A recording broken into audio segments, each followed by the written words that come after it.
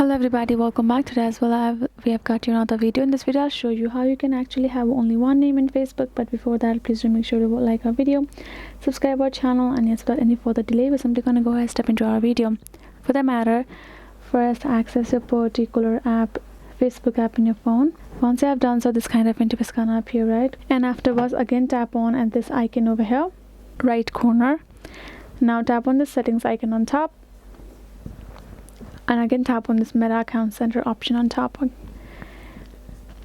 And here in this section you can see this option called personal details, right? First you're gonna go ahead, tap on this option called profile scheme, just right over here, and tap on choose your Facebook account.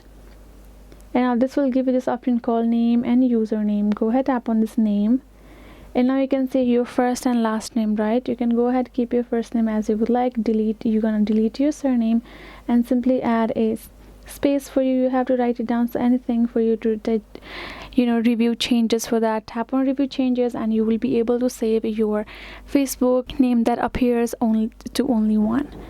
That is how you can do it. Hope this video was helpful to you all. Thank you so much for watching, and yes, I'll be seeing you guys in our next video.